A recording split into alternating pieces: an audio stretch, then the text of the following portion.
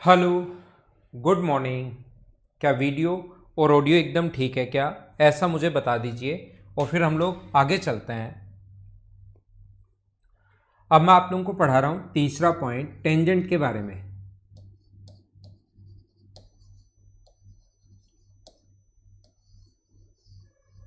Tangent या स्पर्श रेखा।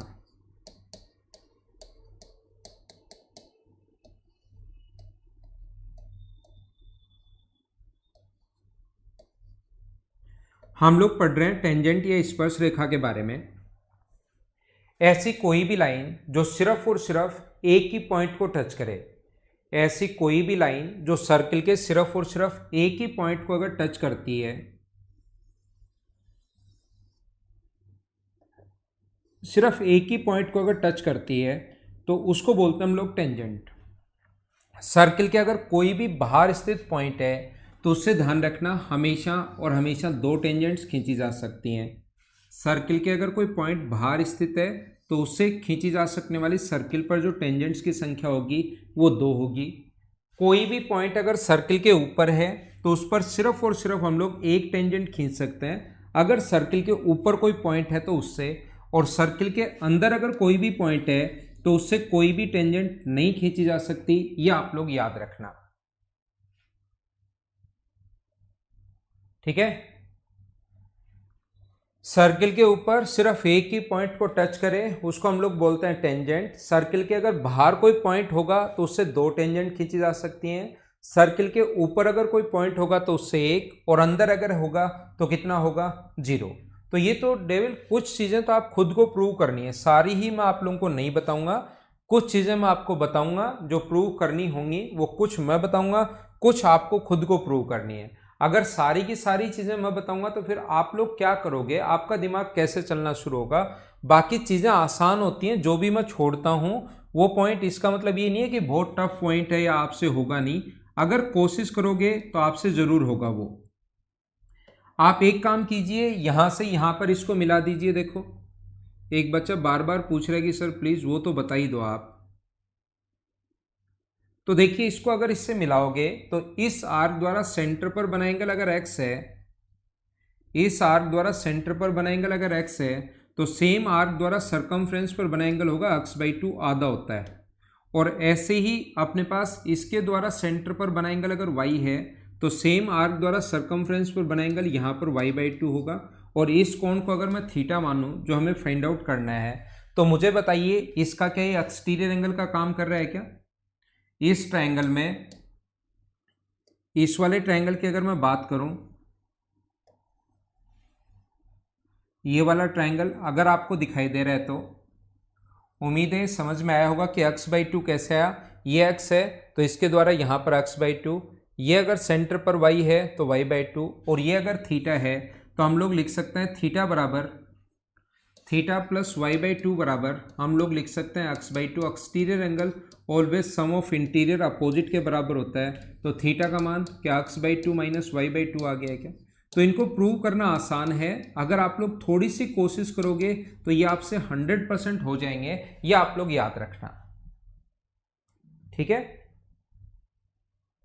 तो आगे हम लोग चलते हैं। नेक्स्ट पॉइंट मैं आपको समझा रहा हूं टेंजेंट के बारे में। और टेंजेंट सबसे पहले मैंने बताया कि होती क्या है, बाहर अगर एक ही पॉइंट को टच करके जाए उस लाइन को टेंजेंट बोलते हैं या स्पर्श रेखा बोलते हैं।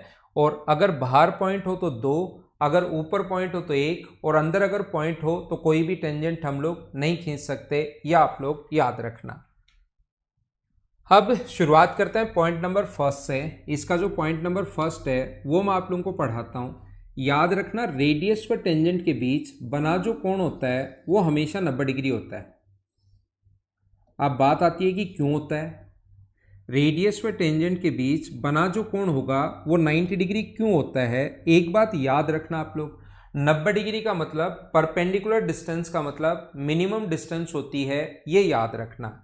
अगर किसी भी पॉइंट से हम लोग, ये लाइन है, इस पर परपेंडिकुलर की बात करें तो ये डिस्टेंस ध्यान रखना, ऐसे डिस्टेंस तो बहुत सारी हैं लेकिन परपेंडिकुलर डिस्टेंस का मतलब कौन सी डिस्टेंस होती है अपने पास? मिनिमम दूरी होती है। और जब भी ये डिस्टेंस अगर मिनिमम होती है तो वहां पर बना एंगल कितने डिग्री होता है? 90 डिग्री होता है। ये आप लोगों को पता होना चाहिए।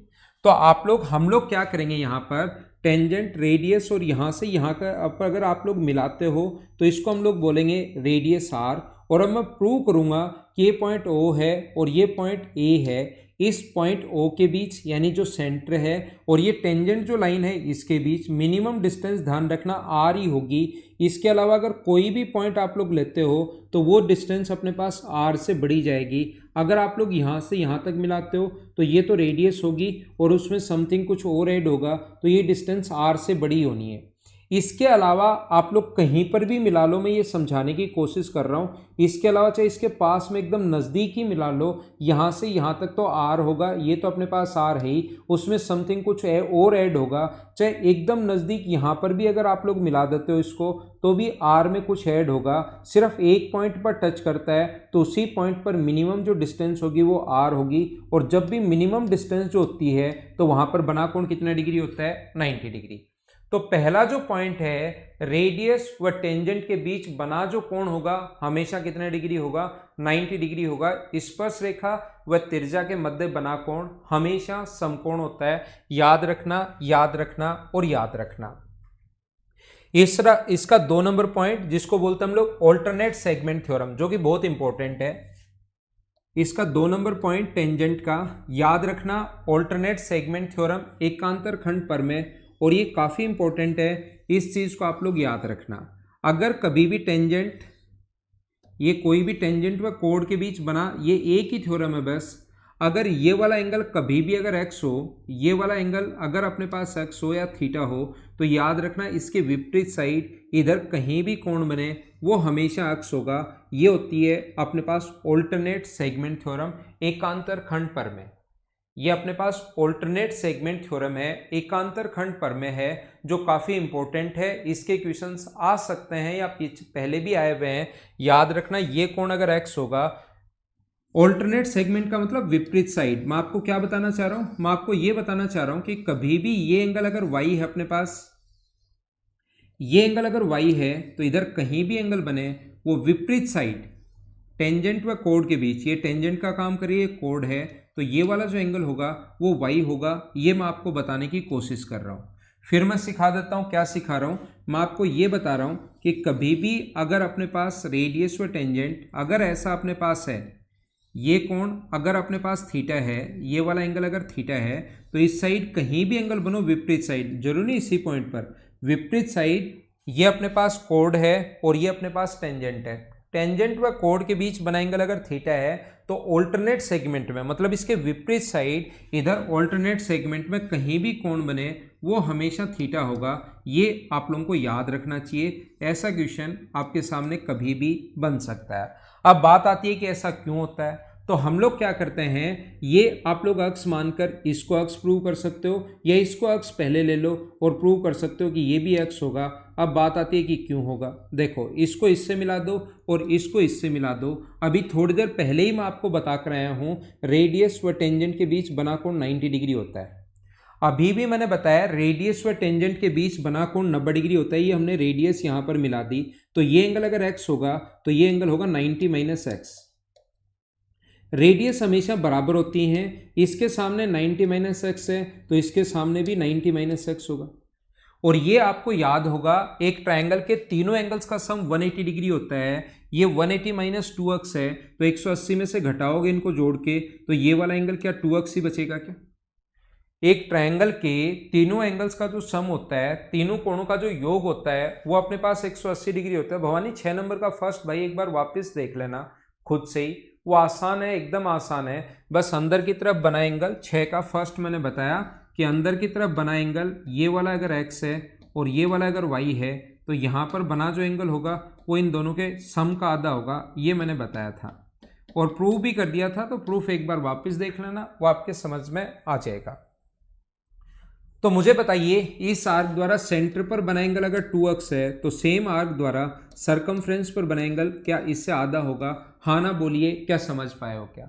ये मैं आपको पहले से बता देता हूं कि कुछ लोग करेंगे कुछ भी नहीं और वो खुद ही कंफ्यूज हो जाएंगे, उनको पता ही नहीं लगेगा 2x कैसे आया, बस देखते रहेंगे 2x कैसे आया। जबकि मैं बोल चुका हूं कि इन दोनों का तीनों का सम 180 डिग्री होता है, इनका सम 180 माइनस 2x है और तीनों का सम होता है 180।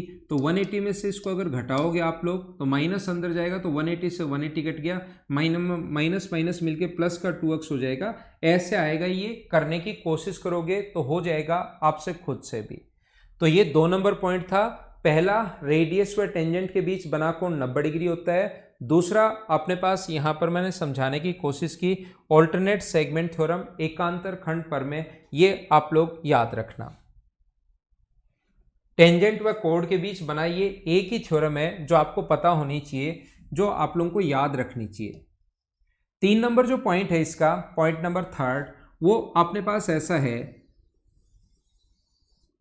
याद रखना, बाहर से डालेगी दोनों टेंजेंट्स की लेंथ हमेशा इक्वल होती है। सर्किल के बाहर अगर कोई भी पॉइंट स्थित है, वहां से अपने पास 2 टेंजेंट अगर खींचोगे तो PA बराबर होता है हमेशा PB के। ये अपने पास P से A तक ऑलवेज इक्वल होगा किसके? P से B तक के। ये दोनों हमेशा बराबर होते हैं। बात आती है कि क्यों होते हैं। हर चीज का कारण पता करोगे तो कुछ चीजें तो मैं बता देता हूं और कुछ चीजें आपको खुद को भी सोचना है, ये आप लोग याद रखना, सारी चीजें मैं नहीं बताऊंगा। ये अपने पास रेडियस बराबर है, ये अपने पास जो इसका हाइपोटेनस है, अगर मैं इसको इससे मिला दूं तो हाइपोटेनस दोनों का बराबर होता है। ये अपने पास कॉमन होने के कारण बराबर। एक रेडियस व टेंजेंट के बीच बना कोण 90 डिग्री होता है, तो RHS से दोनों के दोनों ट्रायंगल कॉन्ग्रेंट हो गए, और कॉन्ग्रेंट हो गए तो सब कुछ बराबर, बची हुई साइड भी बराबर होगी और बचे हुए एंगल भी बराबर होंगे। हाँ ना बोलिए, क्या समझ गए हो क्या? और याद रखना, ये एंगल फिर इसके बराबर होगा, ये वाला एंगल और ये वाला एंगल दोनों बराबर होते हैं। इसके साथ ही ये पॉइंट भी याद रखना कि अगर कभी भी 2 टेंजेंट खींची जाए और इसको, इस पॉइंट को सेंटर से मिलाने वाली लाइन हमेशा इसका एंगल बाइसेक्टर होती है, हमेशा इसका कोण समद्विभाजक होती है। ये आप लोग ध्यान रखना, इस चीज को आप लोग याद रखना। तो ये था अपने पास पॉइंट नंबर 4।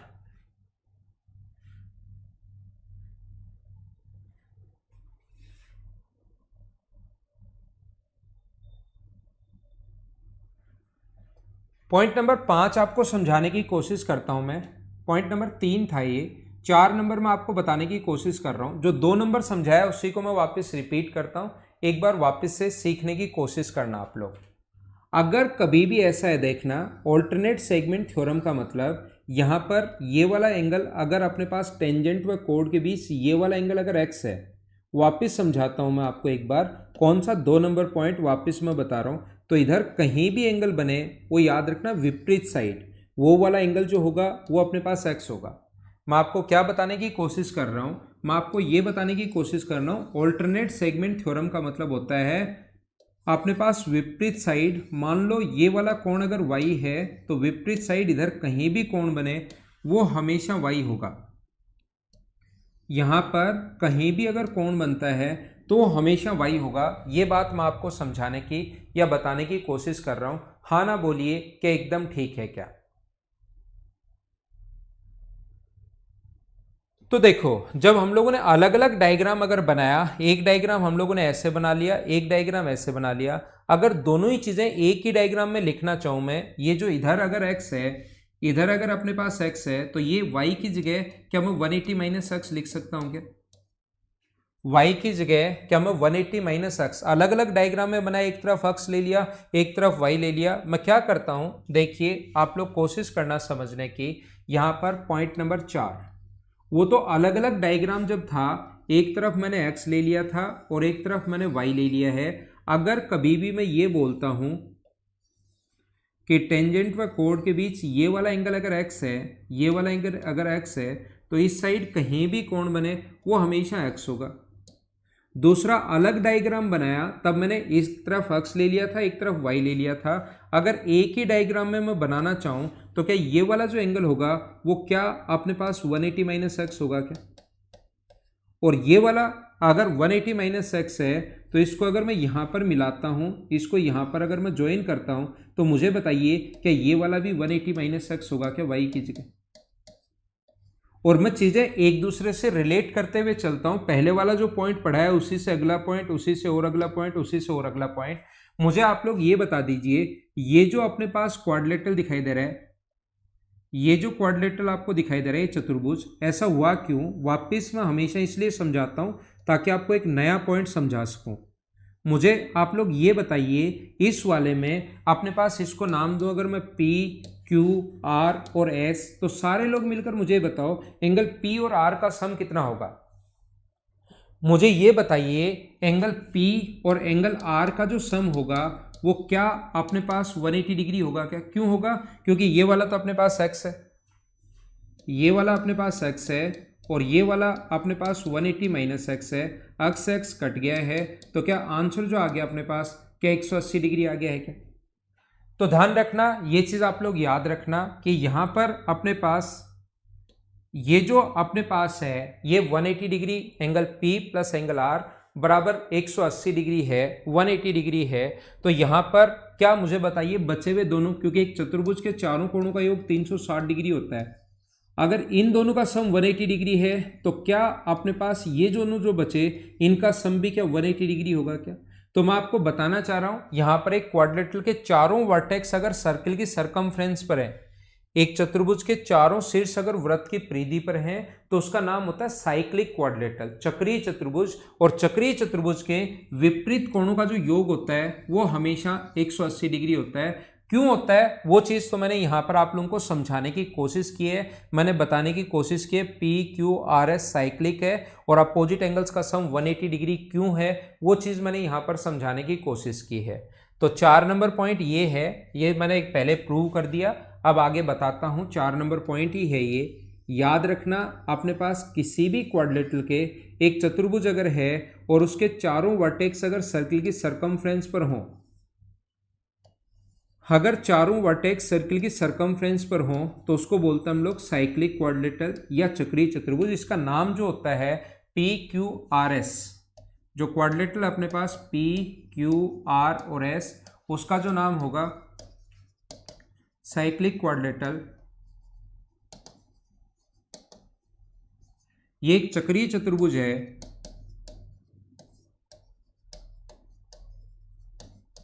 और याद रखना चक्रीय चतुर्भुज के विपरीत कोणों का जो योग होता है वो हमेशा 180 डिग्री होता है। Angle P plus angle R बराबर कितने डिग्री होगा? ये 180 डिग्री होगा। और angle Q plus angle S बराबर भी जो होगा अपने पास angle Q plus angle S, ये भी कितने डिग्री होगा? 180 डिग्री होगा।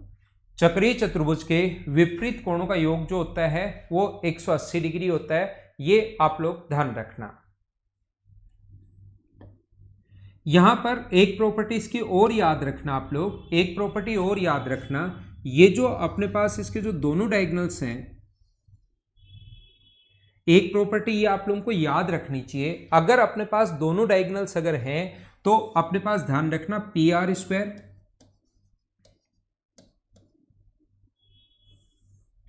PR स्क्वायर नहीं, PR इंटू QS, दोनों डायगोनल्स का जो अपने पास प्रोडक्ट होता है PR इंटू QS, P से R इंटू QS बराबर opposite side PS into QR।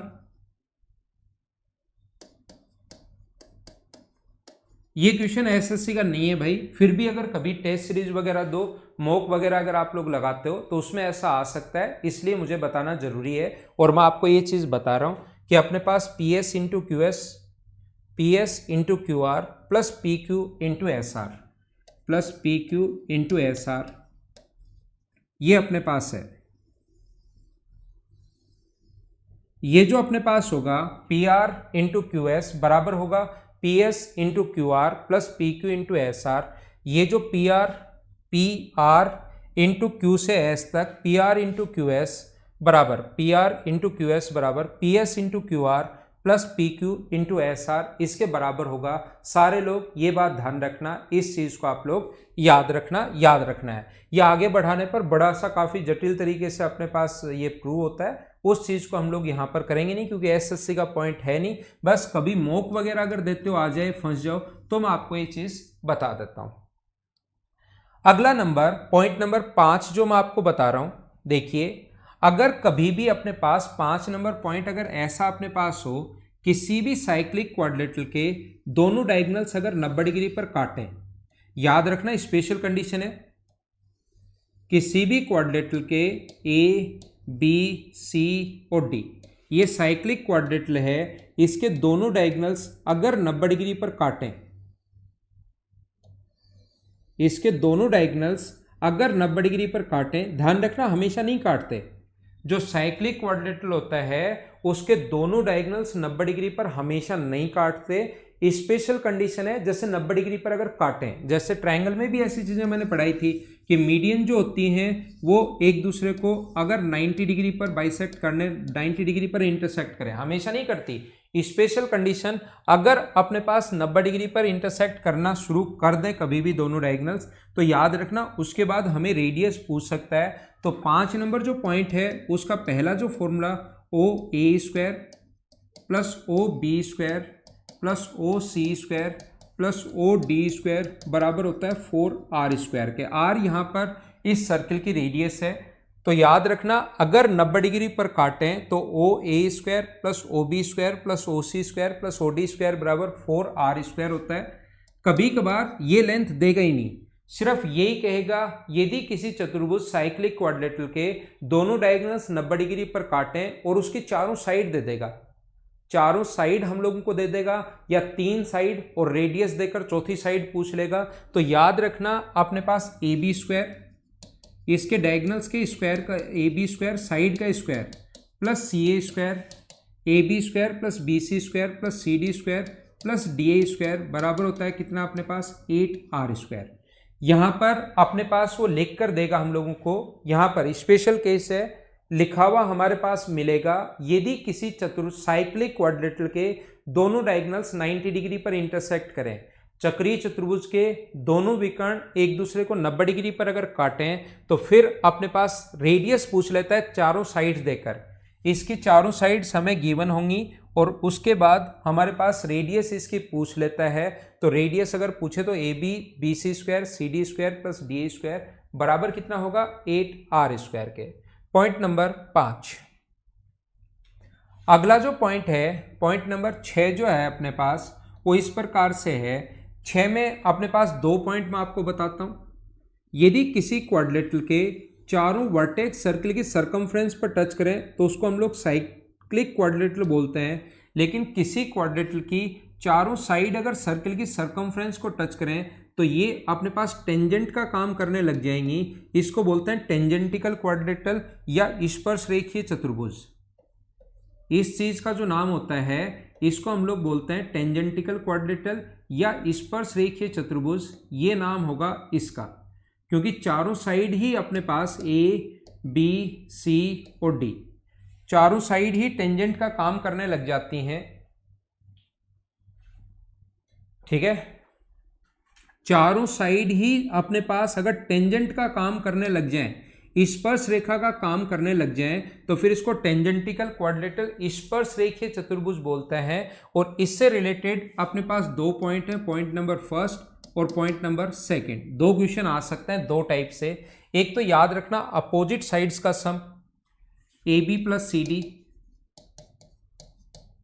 Always बराबर होता है, A B plus C D always बराबर होगा किसके, A D plus B C के, A D plus B C के। ऐसा क्वेश्चन बनाता है वो। ये 6 है, ये 5 है, ये 8 है, तो बताइए इसकी लेंथ क्या होगी, ऐसा क्वेश्चन आ सकता है।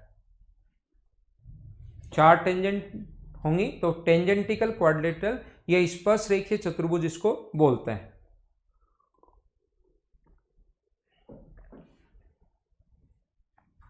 तो 6 और 5 11 है, तो 8 और 3 11 होगा, तो यहां पर 3 होना चाहिए।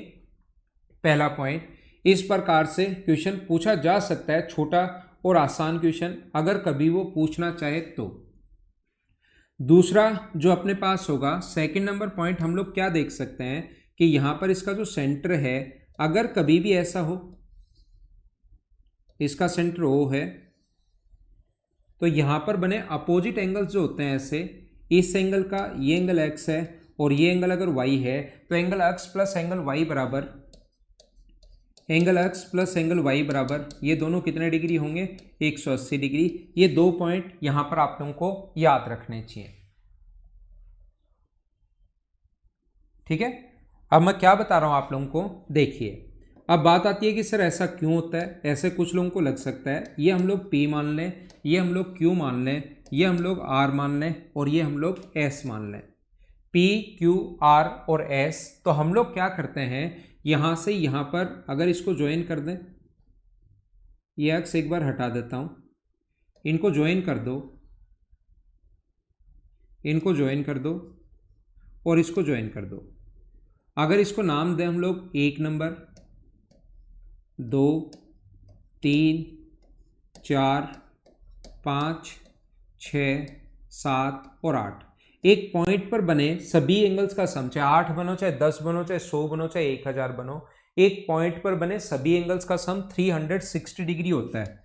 Angle 1 plus angle 2 plus angle 3 plus angle 4 plus angle 5 plus angle 6 plus angle 7 plus angle 8 बराबर अपने पास होता है 360 डिग्री, 360 डिग्री। 1, 2, 3, 4, 5, 6, 7, 8 बराबर अपने पास टोटल होता है 360 डिग्री, 360 डिग्री। अब मैं आपको ये बताना चाह रहा हूँ, ये समझाना चाह रहा हूँ सभी को, एक ही जगह से डाली गई टेंजेंट की लेंथ बराबर होती है, ये इसके बराबर। ध्यान रखना AP बराबर होगा AS के। ये टेंजेंट रेडियस होने के कारण बराबर और बीच वाली कॉमन होने के कारण बराबर। क्या दोनों ट्रायंगल कॉन्ग्रुएंट हो गए क्या? तो कॉन्ग्रुएंट हो गए तो 1 जो होगा वो 2 के बराबर होगा, ऐसे 3 जो होगा वो 4 के बराबर होगा, 5 जो होगा प्रूव कर सकते हैं 6 के बराबर होगा और 7 प्रूव कर सकते हैं ऐसे ही 8 के बराबर होगा। तो अपने पास 1 तो ठीक है, इस 2 की जगह आप लोग एंगल 1 लिख सकते हो, 2 की जगह 1, 3 की जगह 3 बराबर है 4 के, 3 की जगह 4, 4 अपने पास सही, 5 पड़ा रहने दो, 6 की जगह आप लोग 5 लिख सकते हो। ये जो 6 है इसकी जगह आप लोग 5 लिख सकते हो। कैसे बराबर आया, उम्मीद है समझ पाए होंगे आप लोग। और 7 के बराबर आप लोग 8 लिख सकते हो, प्लस एंगल 8 है ही बराबर 360 डिग्री। 2 बार 1 आ गया, 2 बार 4 आ गया, 2 बार 5 आ गया और 2 बार 8 आ गया बराबर 2 कॉमन लेकर भाग दोगे, 2 कॉमन ले लिया और डिवाइड करोगे तो 180 डिग्री। मैंने 2 काम साथ किए, 2 से डिवाइड कॉमन भी ले लिया और 2 का भाग भी दे दिया। यही प्रूव करना था।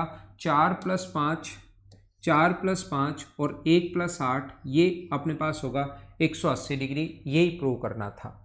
अगर ऊपर वाला आपको प्रूव करना है, ऊपर वाला, तो आपको पता है AP बराबर होगा AS के, ऐसे लिख लो। AP बराबर होगा किसके, AS के। और ऐसे ही BP जो होगा वो अपने पास बराबर होगा किसके, BQ के। A की जगह से डाली गई टेंजेंट की लेंथ बराबर होती है, ये अपने पास इसके बराबर। ऐसे ही आप लोग लिख सकते हो यहां पर SD, DR बराबर होगा, DR बराबर होगा किसके, DS के। और ऐसे ही RC बराबर होगा किसके, RC बराबर होगा किसके, CQ के। इन दोनों को ऐड करोगे तो AB आ जाएगा, इन दोनों को ऐड करोगे तो अपने पास CD आ जाएगा। AP, इन दोनों को ऐड करोगे, दोनों को AP प्लस PB, तो सभी को चारों को ऐड कर लो इधर। इन दोनों को ऐड करके आप लोग AB लिख सकते हो, ये CD है। ऐसे ही AS plus DS, AS plus DS, इन दोनों को ऐड करके आप लोग इनकी जगह AD लिख सकते हो और इनकी जगह BC लिख सकते हो। हाँ ना बताइए, एक बार बोलिए, क्या खुद प्रूव कर लोगे क्या आप लोग इसको, पहले नंबर पॉइंट को? अब थोड़ा सा और आगे बढ़ता हूं मैं, अगला पॉइंट आप लोगों को करवाता हूं, पॉइंट नंबर 7।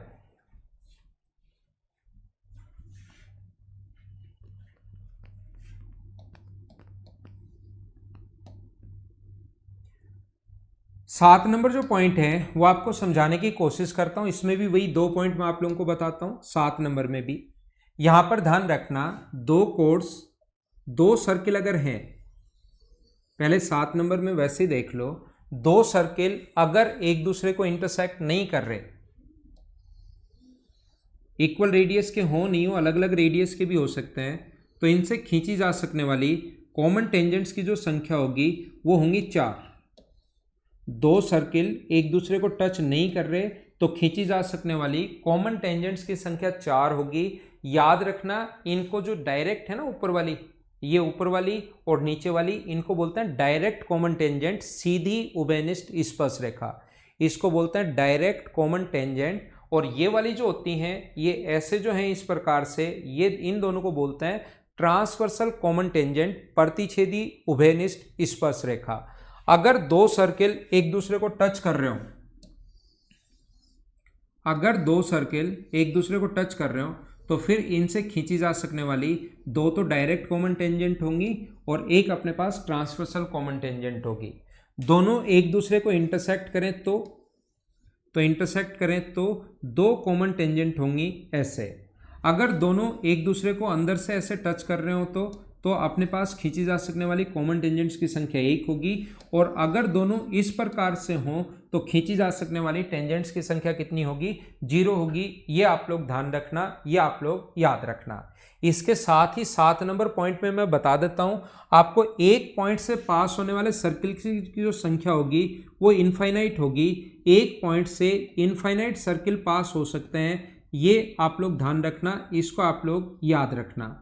एक पॉइंट से पास होने वाले सर्किल की संख्या होगी इनफाइनाइट, दो पॉइंट से पास होने वाले सर्किल्स की संख्या भी इनफाइनाइट होगी, याद रखना। दो पॉइंट से अपने पास डायमीटर हो, छोटी कोड हो और छोटी कोड हो, अपने पास किसी भी बड़े सर्किल की कोड हो ये ऐसे, तो याद रखना दो पॉइंट से पास होने वाले सर्किल्स की संख्या भी इनफाइनाइट होगी। 3 पॉइंट से पास होने वाले सर्किल्स की जो संख्या होगी, अगर वो कोलिनियर नहीं है तो उनसे पास होने वाले सर्किल की संख्या हमेशा और हमेशा कितनी होगी? ध्यान रखना 1 होगी, क्योंकि 3 पॉइंट से ट्रायंगल बना सकते हो और किसी भी ट्रायंगल का सरकम सर्किल जो होता है वो केवल और केवल 1 होता है। तो 3 पॉइंट से पास होने वाले सर्कल्स की संख्या हमेशा और हमेशा 1 होगी, ये बात ध्यान रखना। अगर वो कोलिनियर सरेखीय एक सीधी रेखा में नहीं है तो, अगर ये सीधी रेखा में है तो अपने पास होने वाले सर्कल्स की संख्या 0 होगी, और अगर सीधी रेखा में नहीं है तो पास होने वाले सर्कल्स की संख्या 1 होगी। 3 पॉइंट से पास होने वाले सर्कल की संख्या 1 होगी, अगर वो कोलिनियर नहीं है तो, सरेखीय है तो 0 होगी। 2 पॉइंट से भी अपने पास इनफाइनाइट सर्किल पास हो सकते हैं और 1 पॉइंट से भी इनफाइनाइट सर्किल पास हो सकता है। बात कर रहा हूं मैं टेंजेंट की यहाँ पर, तो ये एक बार बीच में मैंने वैसे ही समझा दिया। 8 नंबर पॉइंट में आपको ये बता रहा हूं, इसमें वही 2 चीजें मैं आपको समझाऊंगा 8 नंबर में। एक बात छोटी सी आप लोग ध्यान रखना, दो सर्किल अगर एक दूसरे को इंटरसेक्ट नहीं कर रहे और टच भी नहीं कर रहे हैं, ऐसे अगर हो तो याद रखना इससे डायरेक्ट कॉमन टेंजेंट की संख्या तो 2 होगी, लेकिन उसकी लेंथ अगर कभी भी फाइंड आउट करनी पड़े, यहां से यहां तक की लेंथ अगर फाइंड आउट करनी पड़े तो याद रखना ये अपने पास रेडियस व टेंजेंट के बीच बना कोण 90 डिग्री, रेडियस व टेंजेंट के बीच बना कोण 90 डिग्री, और डिस्टेंस बिटवीन सेंटर्स जो है, दोनों सेंटर्स के बीच की दूरी अगर अपने पास d है तो इसको बोलते हैं डायरेक्ट कॉमन टेंजेंट। और डायरेक्ट कॉमन टेंजेंट ये पहला है 8 में पहला, डायरेक्ट कॉमन टेंजेंट की लेंथ निकालने का जो फॉर्मूला होता है, इसकी डिस्टेंस निकालने का जो फॉर्मूला होगा वो होगा डिस्टेंस बिटवीन सेंटर्स का स्क्वायर, और वो दिया हुआ मिलेगा, गिवन होगा। ठीक है राहुल, यहां पर मैं क्या कह रहा हूं कि यहां पर याद रखना, यहां से अगर अपने पास डिस्टेंस बिटवीन सेंटर्स का स्क्वायर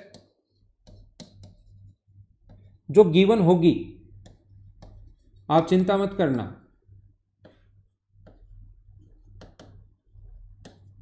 -r1 -r2 का स्क्वायर, ये अपने पास फॉर्मूला होता है इसका। कभी भी ट्रांसवर्स डायरेक्ट कॉमन टेंजेंट बोलते हैं, नाम लिख सकते हो डायरेक्ट कॉमन टेंजेंट, सीधी उभयनिष्ठ स्पर्श रेखा, सीधी उभयनिष्ठ स्पर्श रेखा, डिस्टेंस बिटवीन सेंटर्स का स्क्वायर दिया हुआ मिलेगा, r1 और r2 दोनों की रेडियस है, ये गिवन होगा। सोल्व करते ही अपने पास आंसर आ जाएगा r1 और r2, ये मान लो अपने पास l है, तो ये यहां से यहां तक की लेंथ pq मान लो l है।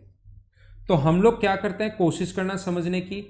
इस टाइप के क्वेश्चन को सोल्व करने का तरीका होगा, ये रेडियस व टेंजेंट के बीच बना कोण 90 डिग्री, ये 90 डिग्री, यहां से आप लोग परपेंडिकुलर डाल दो, परपेंडिकुलर डाल दोगे तो ये एक रेक्टेंगल बन जाएगा। ये अगर r2 है तो ये बचेगा अपने पास r2, तो नीचे वाला जो बचा ये टोटल अगर यहाँ से यहाँ तक R1 था तो नीचे वाला जो बचेगा वो मुझे बताइए क्या R1 माइनस R2 बचेगा क्या। और रेक्टेंगल अगर बन गया तो ये लेंथ अगर L है PQ की लेंथ तो ये भी अपने पास L होनी है और दोनों सेंटर्स के बीच की डिस्टेंस D है ही। पाइथागोरस थ्योरम से क्या आप लोग लिख सकते हो क्या कि L का स्क्वायर बराबर D square minus R1 minus R2 का स्क्वायर, और ये L स्क्वायर के बराबर आएगा तो रूट करोगे तो रूट बराबर डिस्टेंस बिटवीन सेंटर्स का square minus R1 minus R2 का स्क्वायर। कैसे आ गया, कैसे प्रूव कर लिया, बोलिए सारे लोग समझ पाए हो क्या।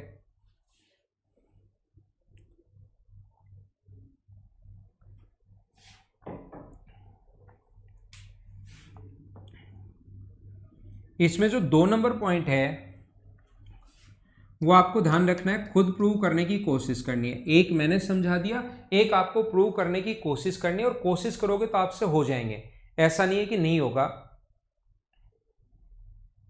ठीक है ना। ये अपने पास अगर कभी भी ऐसा है,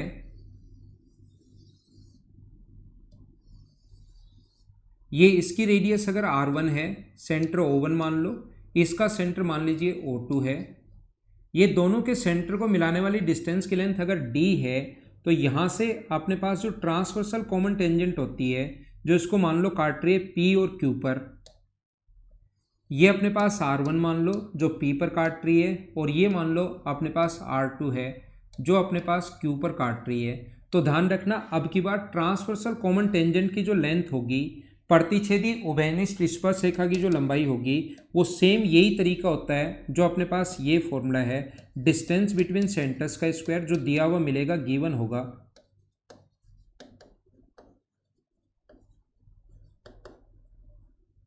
माइनस R1 प्लस R2 का स्क्वायर, डिस्टेंस बिटवीन सेंटर्स का square minus R1 plus R2 का स्क्वायर। ये अपने पास फॉर्मूला है दोनों, एक ट्रांसवर्सल, दोनों फॉर्मूले में डिफरेंस देख लेना भाई, डिस्टेंस बिटवीन सेंटर्स का स्क्वायर तो है ही है, यहाँ R1 प्लस R2 का स्क्वायर होता है, जबकि यहाँ पर R1 माइनस R2 का स्क्वायर होगा, ये आप लोग ध्यान रखना।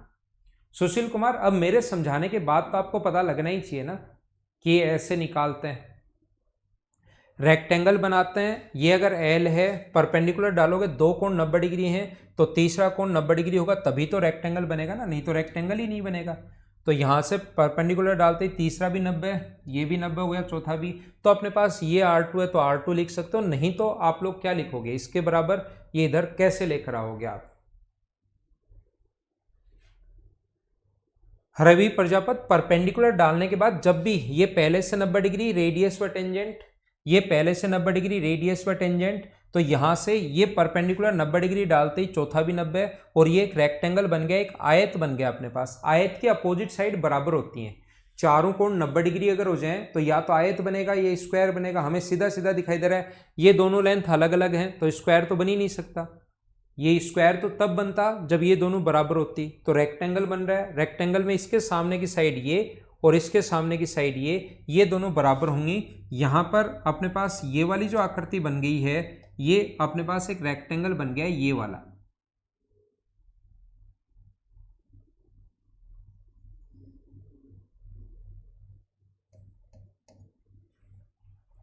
इसमें तीसरा जो पॉइंट मैं आपको समझाना चाहता हूं, 8 नंबर में ही बता देता हूं यहीं पर, जो कि आसान है।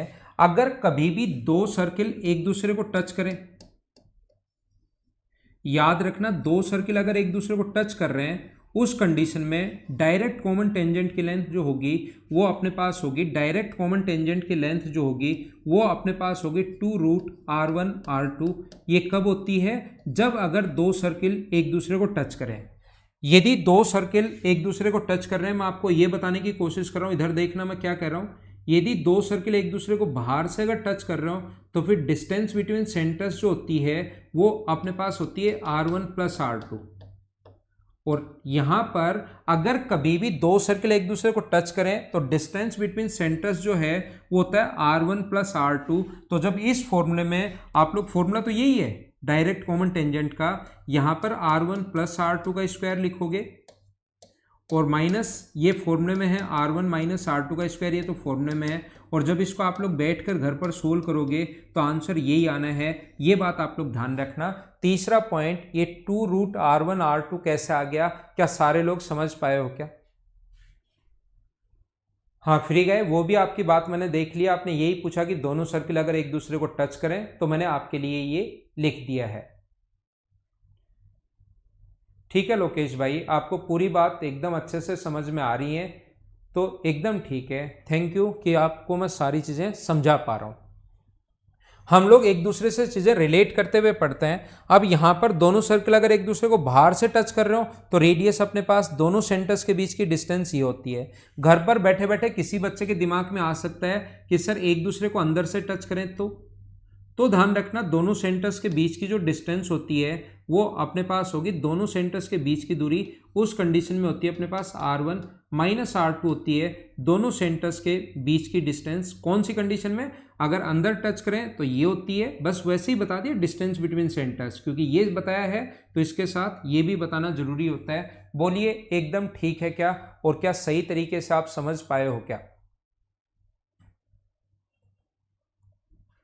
सब कुछ आसान होता है, सब कुछ आसान।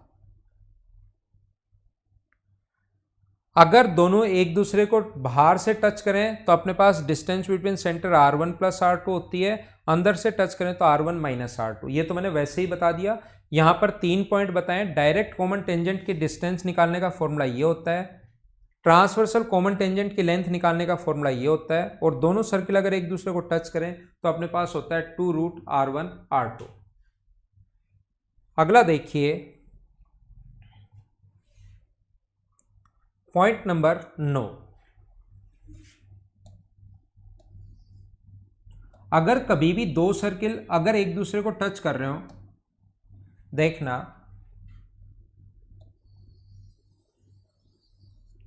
दो सर्किल अगर एक दूसरे को टच कर रहे हो जिनमें एक की रेडियस a है और एक की रेडियस अपने पास b है, ये इसकी डायरेक्ट कॉमन टेंजेंट है, सीधी उभयनिष्ठ स्पर्श रेखा है, और यहां पर एक और सर्किल बना दिया जिसकी रेडियस c है। याद करो मेंसुरेशन में भी ये बता कर आया था, लेकिन वहां पर इसका प्रूफ नहीं करवाया था। इसकी रेडियस अगर c है तो मुझे बताइए क्या 1/√c बराबर ये होता है 1/√c बराबर 1/√a प्लस 1/√b। ये अपने पास पॉइंट नंबर है 9 का पहला, ये अपने पास 9 का पहला पॉइंट है अपने पास। ये अपने पास a है, ये अपने पास b है, और यहां पर अगर अपने पास c एक सर्किल अगर बना दिया जाए तो याद रखना ऐसा क्यों होता है। देखिए मुझे बताओ क्या दोनों सर्किल नंबर, इसको फर्स्ट नाम देता हूं, इसको सेकंड नाम देता हूं और इसको थर्ड नाम देता हूं, ताकि बोलते ही आपको समझ में आए। क्या सर्किल फर्स्ट और थर्ड टच कर रहे हैं क्या एक दूसरे को? मुझे बताइए क्या सर्किल फर्स्ट और थर्ड एक दूसरे को टच कर रहे हैं क्या? आप बोलोगे हाँ टच कर रहे हैं। और दो सर्किल एक दूसरे को टच करें तो डायरेक्ट कॉमन टेंजेंट की लेंथ क्या 2√AC में लिख सकता हूं क्या? ऐसे ही मुझे बताइए क्या सर्किल 2 नंबर और 3 नंबर एक दूसरे को टच कर रहे हैं क्या?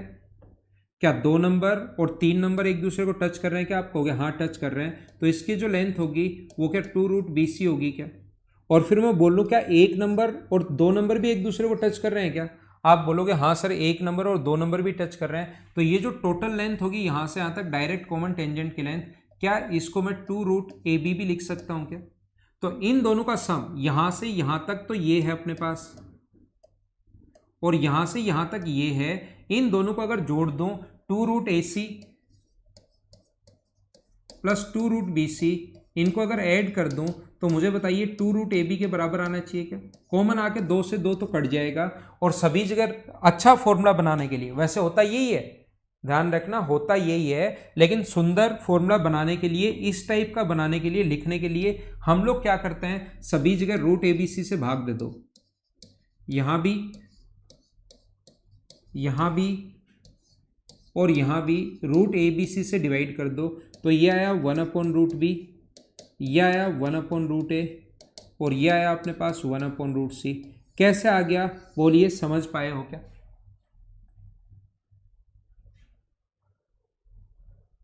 ये यहाँ से राहुल मैं वापस समझा देता हूँ भाई आपको। वैसे मैं ज्योमेट्री में भी ये चीज़ मेंसुरेशन में भी बता कर आया था। ये दोनों सर्किल एक दूसरे को टच कर रहे हैं, ए और सी इनकी रेडियस है, तो डायरेक्ट कॉमन टेंजेंट की लेंथ 2√r1 r2 भी मैंने बताया है। तो रेडियस r1 r2 का मतलब रेडियस, तो ए और सी है तो 2√ac। ये बी और सी भी एक दूसरे को टच कर रहे हैं, तो ये लेंथ जो होगी 2√bc। और टोटल ए पहला सर्किल और दूसरा सर्किल भी टच कर रहे हैं, तो टोटल डिस्टेंस होगी 2√r1 r2, r1 की जगह ए, r2 की जगह बी। इस बड़े वाले की जो लेंथ है इन दोनों के सम के बराबर होगी। सोल्व कर लिया, अपना आंसर आ गया।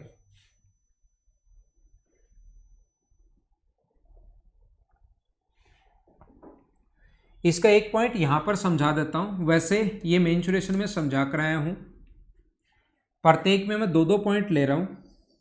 ये आपको एक सेमी सर्किल में यहां 2 सेमी सर्किल बना दिए जाएं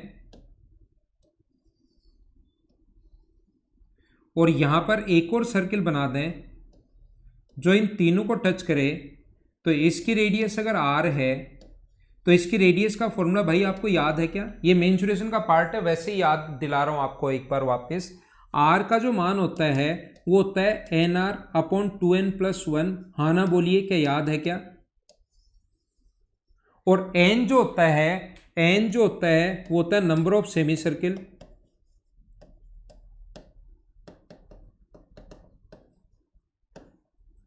ऑन कैपिटल R। हाँ ना बोलिए, ये चीजें मुझे बताते जाओ, ये याद करवा रहा हूं मैं आपको ताकि याद हो जाए। साथ साथ कोई चीज पहले की भी मैं बता देता हूं। तो R का मान यहाँ पर एक सेमी सर्किल है, तो n का मान यहाँ पर 1 रखेंगे, तो R की जो वैल्यू आ जाएगी वो आ जाएगी r/3। जब भी आप लोग n का मान अगर 1 रखोगे तो 2, 3, 4, 5 कितने भी इस पर आ सकते हैं। और इससे रिलेटेड मैंने फॉर्मूला आपको मेंसुरेशन में भी ये लिखवा कर आ गया हूं। अगर आपको याद हो तो ये चीज़ मैंने पहले बता दी है, ये आपके लिए नया नहीं है। और ऊपर वाला का मैंने समझा दिया कि क्यों आता है। ये था पॉइंट नंबर 9। 10 नंबर जो पॉइंट है, मुझे आप लोग ये बताइए, पॉइंट नंबर 10, अगर कभी भी सर्किल 3 सर्किल इस प्रकार से हों, देखना 3 सर्किल अगर इस प्रकार से हों जिनके दोनों तरफ अगर हम लोग टेंजेंट खींच सकते हैं, 3 सर्किल अपने पास इस प्रकार से हों जिनके दोनों तरफ अगर हम लोग टेंजेंट खींच सकते हैं, मतलब ऐसे अपने पास हो, इसकी रेडियस r1 मान लो, इसकी रेडियस r2 मान लीजिए, और इसकी रेडियस आप लोग r3 मान लीजिए। एक अपने पास r1 है, एक अपने पास r2 है और एक अपने पास r3 है। तो यहां पर ये देखिए एक बच्चा ऐसे लिख रहा है कि sir number of semi circle odd अगर हो तो ऐसा क्वेश्चन, वहां पर भी मैंने बताया था, भूल जाते हो ज्योमेट्री में भी, कि मैं ऐसा क्वेश्चन ये बता रहा हूं जब भी अपने पास यहां 2 हो तो 2। लेकिन कभी ऐसा क्वेश्चन अगर आ गया घर पर बैठे बैठे आपके दिमाग में ऐसा लग सकता है कि सर ऐसे आ गया यहां पर, तो बताइए क्या होगा? तो याद रखना, पहली बात ऐसा क्वेश्चन नहीं आ सकता, इस टाइप से नहीं आता है। क्यों नहीं आता है? फिर ये क्वेश्चन ज़्यादा आसान हो जाएगा। ये अगर अपने पास r है, ये अपने पास r है, रेडियस अगर अपने पास r है, तो मुझे सबसे पहले बताइए ये 1, 2, 3, 4, 5 सेमी सर्किल बन गए, तो 5 की रेडियस अपने पास क्या मैं लिख सकता हूँ क्या कि अपने पास 5, इनकी रेडियस क्या मैं लिख सकता हूँ क्या? a अगर है तो 5 अगर है तो 10a बराबर 2r। इसका मतलब एक की जो रेडियस होगी वो क्या r/5 कैसे आया? इसकी रेडियस क्या समझ पाए हो क्या? टोटल अगर एक बार a मान लिया मैंने वैसे ही समझाने के लिए, तो 2a ये रहा डायमीटर, 2a ये रहा, 2a ये रहा, 2a 10a बराबर 2r के बराबर होगा। तो a की जो लेंथ आ गई वो अपने पास r/5 आ गई। मुझे बताइए यहां से यहां तक की जो दूरी होगी ये डिस्टेंस क्या r के बराबर ही होगी क्या? तो ये तो है अपने पास r/5 और ये अपने पास है r और ये अपने पास है r, तो मैं लिख सकता हूं r/5 प्लस 2 स्मॉल r, इसकी रेडियस स्मॉल r मानी मैंने, तो इसका डायमीटर हो गया 2r बराबर कैपिटल R के बराबर होगा। तो सोल्व करके क्या आप लोग r के मान निकाल सकते हो क्या? तो याद रखना ऐसे क्वेश्चंस में इस टाइप का क्वेश्चन आपसे नहीं पूछेगा। आपसे जो क्वेश्चन पूछेगा वो ऐसा ही पूछेगा कि अपने पास यहां पर या तो 4 होंगे और फिर एक सेमी सर्कल बनाएगा, या फिर अपने पास जैसे एसएससी में आया था अपने पास यहाँ पर 3 होंगे और फिर हम लोगों से पूछता है कि ऐसा बना दिया जाए, तो आपके पास या तो इस पर 3 होंगे या इस पर 2 होंगे। ऐसा क्वेश्चन अगर आ जाए तो फिर वो पूछता नहीं है, क्योंकि ज़्यादा आसान हो गया। ये बात आप लोग याद रखना। क्या समझ पाए हो क्या?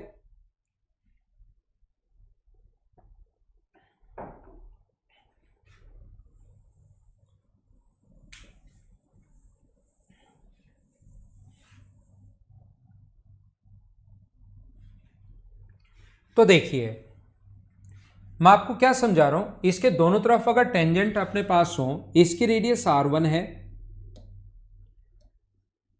इसकी रेडियस अगर r1 है, इसकी रेडियस अगर r2 है और इसकी रेडियस अगर r3 है, अपने पास इसकी रेडियस r1 ये r2 और इसकी रेडियस अगर r3 है, तो हमेशा ये चीज ध्यान रखना r2 बराबर होगा किसके, r3 इंटू r1 के रूट के बराबर होता है। ये बात आपको पता होनी चाहिए।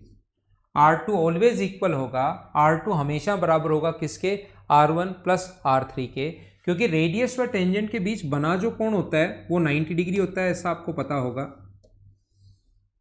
इसका सेंटर O1 मान लो, इसका सेंटर O2 मान लो और इसका सेंटर O3 मान लीजिए। तो मुझे आप लोग ये बताओ ये वाली जो डिस्टेंस होगी वो किसके बराबर होगी। दोनों सर्किल अगर एक दूसरे को टच करें तो डायरेक्ट कॉमन टेंजेंट की लेंथ 2√r1r2 होता है, अगर आपको याद हो तो। और रेडियस व टेंजेंट के बीच बना कोण 90 डिग्री तो होता ही है। मुझे बताइए आगे वाले की लेंथ की अगर मैं बात करूं, यहां से यहां तक ये लेंथ कितनी होगी, ये वाली दूरी की अगर मैं बात करूं तो ये वाली जो लेंथ होगी ये होगी 2√r2r3। और मुझे बताइए क्या आपने एक बार सीखा था क्या कि एक ही लाइन पर अगर कॉरस्पॉन्डिंग एंगल संगत कोण बराबर है, 90 है, 90 है, 90 है, तो संगत कोण बराबर होने के कारण लाइन पैरेलल होंगी। और अगर लाइन पैरेलल हो, 3 ट्रांसवर्सल लाइन अपने पास ऐसे हैं, ये 3 लाइन पैरेलल लाइन ऐसे हैं, 2 ट्रांसवर्सल लाइन, एक पी क्यू आर है और दूसरा एस टी यू अगर है, तो मैंने सिखाया था आपको P Q upon Q R बराबर होता है किसके, S T upon T U के बराबर होता है। ये बात मैंने आपको बताई थी।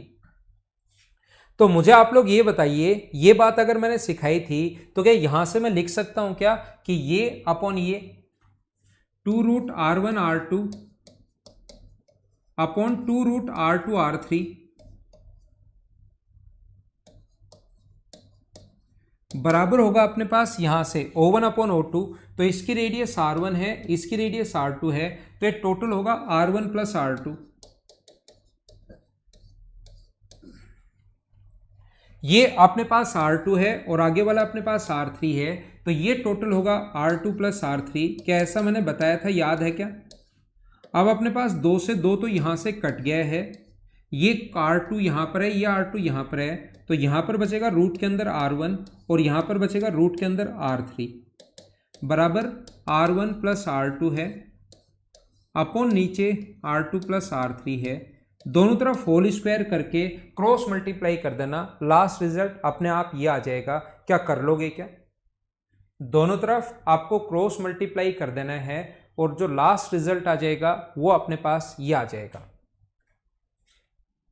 होल स्क्वायर करके क्रॉस मल्टीप्लाई कर देना, कुछ चीजें अपने आप कट जाएंगी और बचा हुआ अपना आंसर होगा। पॉइंट नंबर अपने पास 12 इस प्रकार से है, ये आप लोग ध्यान रखना, इस चीज को आप लोग याद रखना कि अपने पास अगर 2 सर्किल एक दूसरे को टच कर रहे हो,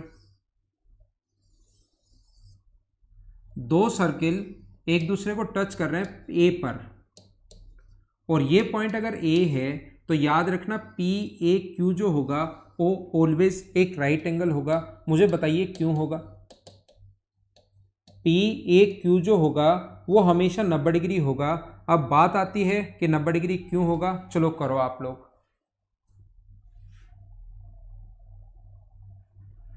पी ए क्यू जो होगा वो 90 डिग्री होगा, क्यों होगा मुझे बताइए।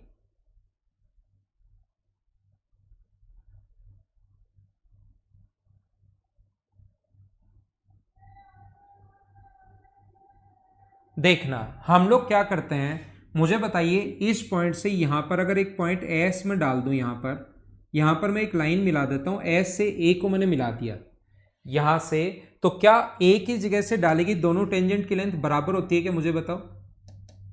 तो इस सर्किल में ये अपने पास इधर वाले सर्किल की बात करूं तो एस पी बराबर है एस ए के, और इधर अगर मैं बात करूं तो एस ए बराबर है एस क्यू के। एस पी बराबर एस ए बराबर एस क्यू, और किसी भी ट्रायंगल के मिड पॉइंट से इधर कोई लाइन खींची जाए जो इनके अगर बराबर हो जाए तो यहां पर बना एंगल हमेशा 90 डिग्री होता है। क्या ट्रायंगल में बहुत अच्छे से बहुत सही तरीके से समझाया था क्या?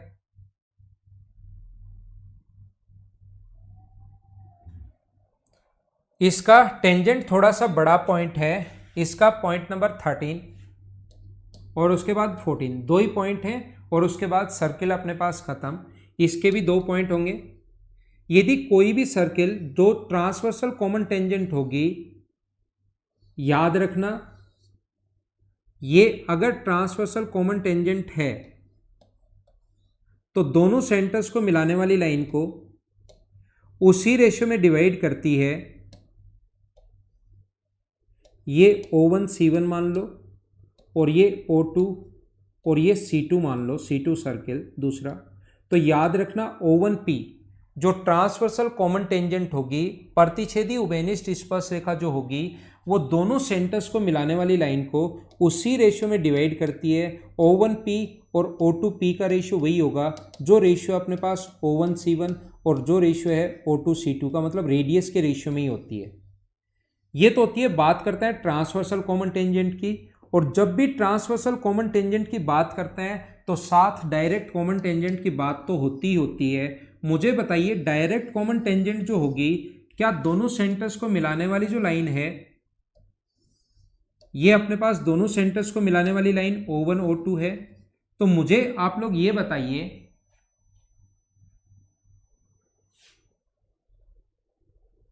क्या अब ठीक चल रही है क्या?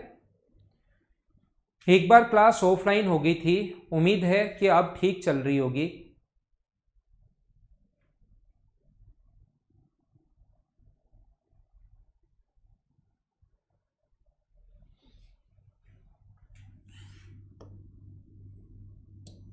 ठीक है ना? मुझे बताइए दोनों सेंटर्स को मिलाने वाली लाइन को डायरेक्ट कॉमन टेंजेंट क्या कहीं पर इंटरसेक्ट कर रही है क्या? आप कहोगे सर डायरेक्ट कॉमन टेंजेंट तो ऊपर है, कहीं भी इंटरसेक्ट नहीं कर रही। तो याद रखना इसको थोड़ा सा आगे बढ़ाने पर, ये जो है इसको थोड़ा सा आगे बढ़ाने पर ये बाहर यहां पर इंटरसेक्ट करती है अपने पास P पर। तो यहां से बाहर की तरफ अगर इंटरसेक्ट कर रही है O1 C1 और O2 C2, तो याद रखना O1P अपॉन O2P का रेशियो वही होगा जो O1 C1 upon O2 C2। ये अपने पास ये जो है डायरेक्ट कॉमन टेंजेंट, ये यहां से यहां तक O1 C1 है, O2 C2 है। ये रेशियो सेम ही होता है चाहे डायरेक्ट कॉमन टेंजेंट हो या ट्रांसवर्सल कॉमन टेंजेंट हो। लेकिन याद रखना ट्रांसवर्सल कॉमन टेंजेंट अंदर की तरफ होती है इसलिए अंतानुपात आता है, ये बाहर की तरफ होती है इसलिए ये बाह्य अनुपात आता है। मैं क्या समझा रहा हूं इधर ध्यान देना। मैं आपको ये बता रहा हूं, मुझे आप लोग ये बताइए क्या रेडियस व टेंजेंट के बीच बना कोण 90 डिग्री होता है क्या? ये कोई अजीब नहीं है, आप सोचोगे कहां से आता है, ऐसे क्या क्या चीजें हम लोग समझ रहे हैं। ये बिल्कुल आसान पॉइंट है, 13 नंबर में रिपीट कर रहा हूं। मुझे ये भी बताइए साथ ही, क्या वर्टिकली अपोजिट एंगल शीर्षाभिमुख कोण हमेशा बराबर होते हैं क्या? वर्टिकली अपोजिट एंगल शीर्षाभिमुख कोण हमेशा बराबर होते हैं। तो मुझे बताइए क्या अपने पास दो ट्रायंगल, एक तो रेडियस व टेंजेंट 90 डिग्री और एक एंगल वर्टिकली अपोजिट एंगल बराबर होते हैं। दो ट्रायंगल के दो एंगल बराबर होते ही क्या दोनों के दोनों ट्रायंगल PC1 O1 और दूसरा ट्रायंगल अपने पास PC2 O2 क्या दोनों सिमिलर हो गए क्या? और सिमिलरिटी से फिर भुजाएं समान अनुपात में होती हैं, तो ये चीज लिख सकते हैं। ऐसे ही रेडियस व टेंजेंट के बीच बना कोण तो 90 डिग्री, ये दोनों ट्रायंगल में कॉमन है, ये दोनों ट्रायंगल में कॉमन है। तो मुझे बताइए ट्रायंगल PC1 O1 और ट्राइंगल क्या PCO2 क्या दोनों के दोनों सिमिलर हो गए क्या? PC1O1 और PC2O2 दोनों के दोनों ट्राइंगल जो हैं वो अपने पास सिमिलर हो गए, और सिमिलर होते ही भुजाएं समान अनुपात में होती हैं, और समान अनुपात में दो लिख लिया, एक को छोड़ दिया।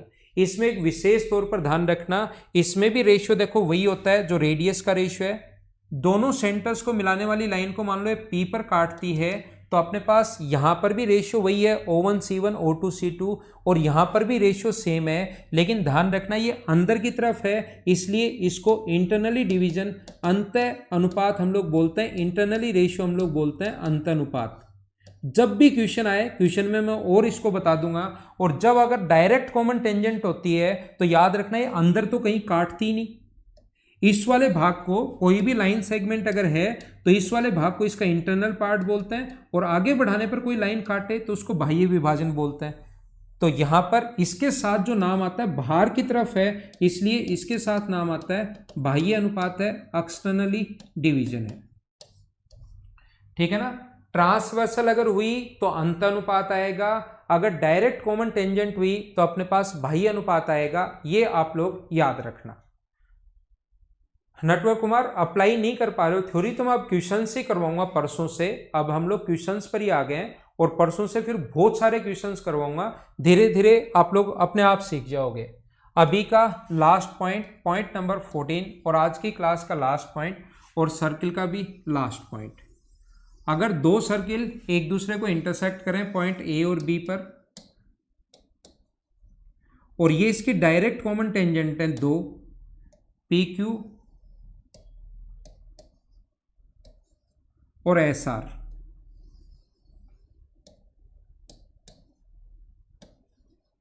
AB को दोनों तरफ आगे बढ़ाने पर, AB को दोनों तरफ बढ़ाने पर अगर X और Y पर मिले, ऐसा अगर कभी आ जाए, 2016 मेंस में आया हुआ है, तो याद रखना ऐसा अगर कभी भी अपने पास आता है तो अब इस कंडीशन में डायरेक्ट कॉमन टेंजेंट की लेंथ निकालने का जो फॉर्मूला होता है वो होता है XY का स्क्वायर माइनस AB का स्क्वायर। जैसे वो कहेगा XY की लेंथ अगर 5 है और AB की लेंथ अगर 3 है, तो मुझे बताइए डायरेक्ट PQ की लेंथ बताओ। तो PQ बराबर होगा 5 का स्क्वायर माइनस 3 का स्क्वायर, तो ये बन जाएगा 4 का स्क्वायर, और PQ की लेंथ कितनी आ जाएगी फिर 4। ये अपना आंसर होता है, याद रखना। 13 हुए हैं तो 13 देख लेना। ये अपने पास बात 13, कोई पॉइंट बीच में मैंने छोड़ दिया, वैसे नंबर छोड़ दिया होगा, पॉइंट नहीं छोड़ा है मैंने। ये 12 है, 12 में अपने पास ये 90 डिग्री होता है भाई। ये ट्राइंगल से प्रूव है, तीनों बराबर हो गए, और तीनों बराबर हो गए तो ये कौन 90 डिग्री। अच्छा 10 के बाद डायरेक्ट 12 आ गया, 10 के बाद डायरेक्ट 12 नंबर आ गया, कोई बात नहीं, देख लेना वो आप। तो पॉइंट 13 ही हुए इसमें, ये 13वां नंबर पॉइंट ही है, क्योंकि एक वो गलती से हम लोग आगे चले गए। ये हमारी आज की क्लास थी।